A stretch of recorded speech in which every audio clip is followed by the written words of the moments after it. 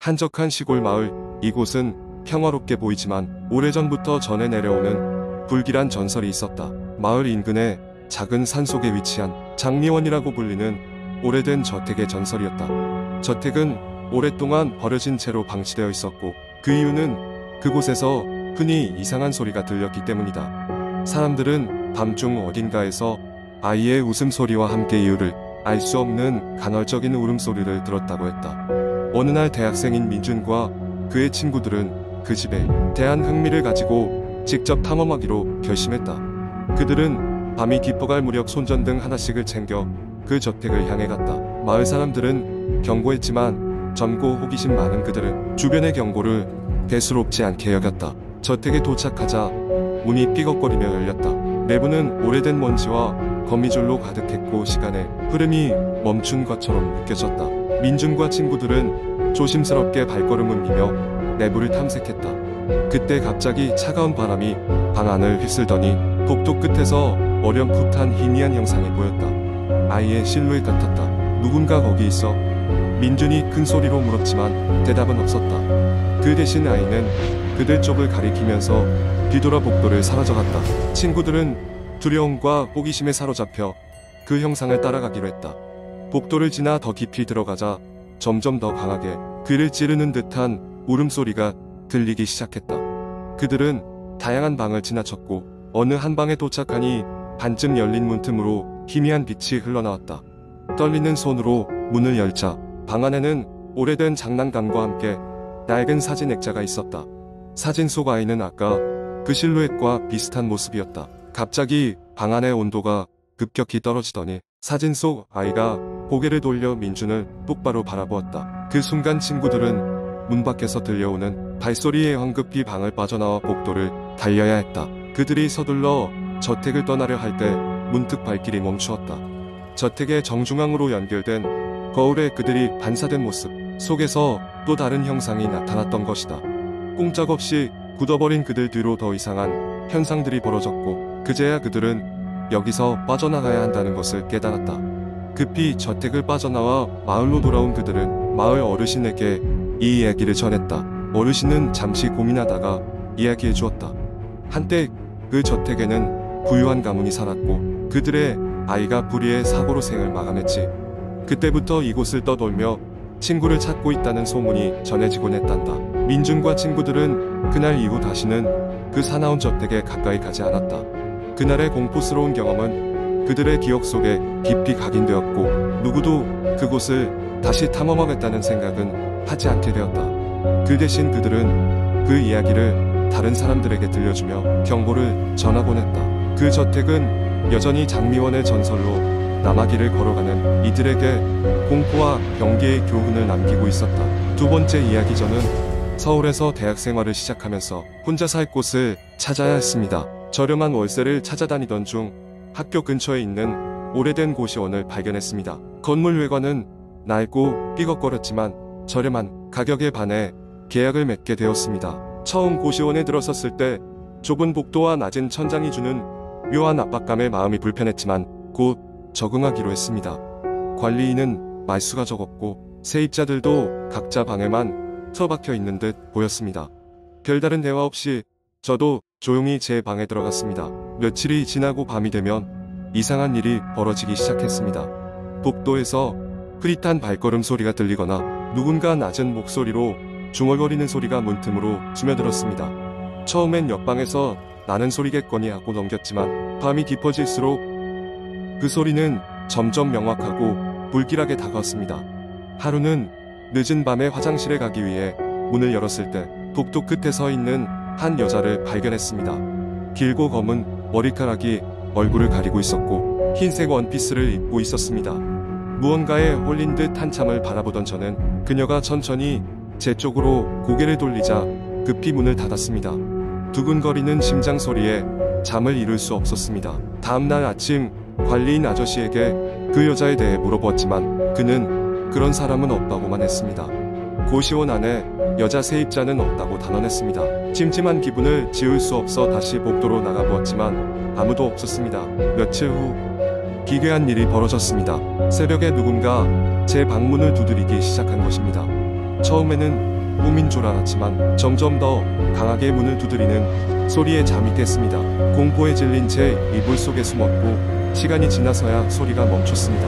문을 열어보니 복도에는 아무도 없었습니다. 그날 이후로 저는 잠을 설치기 일쑤였습니다. 결국 저는 이 고시원을 떠나기로 했습니다. 짐을 싸던 중 책꽂이 뒤쪽에서 낡은 신문 한 장을 발견했습니다. 신문에는 고시원에서 몇 년 전 한 여자가 사망했다는 기사가 실려 있었습니다. 그녀는 이곳에 살던 대학생으로 오래된 복도에서 시신으로 발견되었다고 했습니다. 그 시신이 발견된 위치는 바로 복도 끝 제가 그 여자를 처음 목격했던 곳이었습니다. 고시원을 떠나면서 마지막으로 관리인 아저씨에게 인사를 했습니다. 그는 저를 바라보며 미소 지었고 아무 말 없이 손을 흔들었습니다. 고시원을 나서며 뒤를 돌아봤을 때 그 복도 끝에는 아무도 없었지만 여전히 서늘한 기운이 맴돌고 있는 듯 했습니다. 지금도 가끔 그 밤들을 생각하면 서늘한 기운이 느껴집니다. 과연 그 여자는 누구였을까요? 제가 본 것이 환상이었을까요? 아니면 아직도 그곳에 남아있는 어떤 영혼이었을까요? 아무튼 그 이후로 저는 절대 고시원에 살지 않겠다고 다짐했습니다. 이 이야기를 통해 사람들은 오래된 장소에는 그곳의 역사가 남아 있을지도 모른다는 이야기를 조심스럽게 나누곤 합니다. 당신이 지금 있는 곳은 어떤 역사를 지니고 있을까요? 세 번째 이야기. 서울에서 대학을 다니고 있는 영수는 방학을 맞아 오랜만에 고향을 찾기로 했다.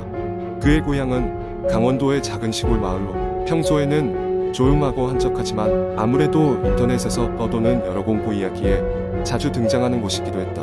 어릴 적에는 이웃 어른들이 들려주던 무서운 이야기에 전해 내려오는 무덤가의 전설들이 마음 한구석에서 자리를 잡고 있었다. 영수는 도심에서 느낄 수 없는 그리운 풍경과 공기를 맡으며 기차에서 내려 마을로 가는 버스를 탔다.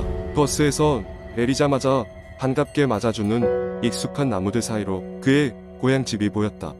부모님은 과일과 음료를 준비해놓고 아들을 반갑게 맞았다. 한바탕 담소를 나눈 후 영수는 오랜 친구 민수와 연락해 밤에 만나기로 했다.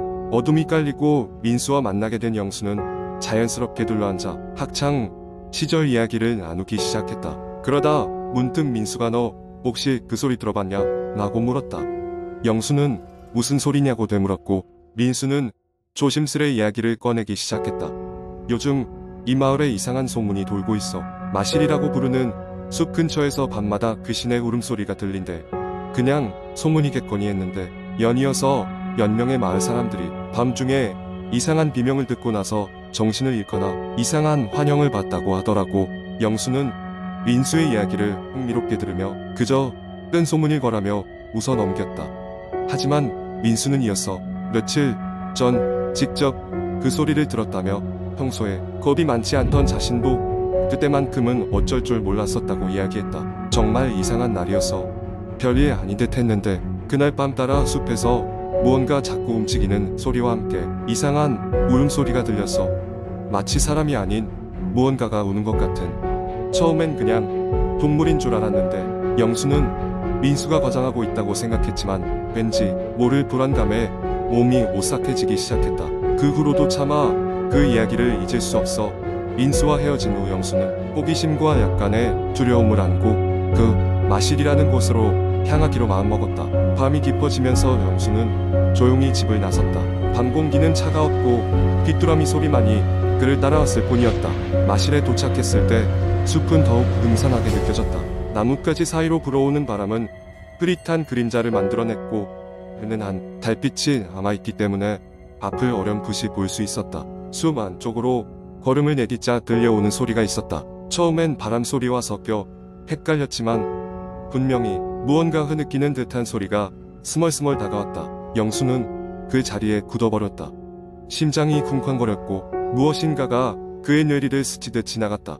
민수의 말이 옳았던 걸까? 조심스레 더 발걸음을 옮기던 영수는 갑자기 저 멀리서 하얀 실루엣이 나타나는 것을 발견했다. 깡마른 형체의 그 무언가는 천천히 그의 쪽을 바라보고 있었다. 온몸에 털이 곤두섰고 영수는 본능적으로 그 자리를 벗어나려 했다. 그러나 그 순간 실루엣은 천천히 손짓을 했다. 마치 다가오라는 듯이. 영수는 알 수 없는 두려움 속에서도 발을 옮겼다. 가만히 있을 순 없었다. 그는 뒤도 돌아보지 않고 숲을 빠져나오기 시작했다. 그 울리는 소리가 점점 더욱 크게 들리는 듯했고 그의 마음속에 스며드는 공포는 점점 짙어졌다. 영수는 전속력으로 뛰었다. 과연 그는 그 소리로부터 벗어날 수 있을까? 아님 이것이 그저 없던 장난이거나 잘못된 신호였을 뿐일까? 영수는 결국 숲을 벗어나 집을 향해 달렸다. 집에 도착하자마자 문을 걸어 잠그고 숨을 고르며 그 자리에 주저앉았다. 집 안은 고요했다. 마치 그 모든 것이 꿈이라도 된 양. 그 후로도 영수는 그저 그런 경험을 했다고만 이야기하곤 했다. 하지만 마음속 한구석에는 그날 밤의 숲이 여전히 어둠 속에 깊이 자리 잡고 있었고 그 실루엣과 울음소리는 그의 기억 속에서 영원히 사라지지 않는 무언의 공포로 남았다. 그러던 어느 날 뉴스에서 흘러나온 소식은 그를 다시 한번 소름 끼치게 만들었다. 마을 인근 숲에서 오래된 무덤이 발견되었다는 것이다. 그리고 그 무덤에는 오랫동안 잊혀진 비극이 존재했을지도 모른다는 그런 이야기들이 전해져 왔다. 영수는 더 이상 그 마을을 근처에 가려고 하지 않았다. 때로는 모르는 것이 좋은 법이라는 것을 깨달았기 때문이다.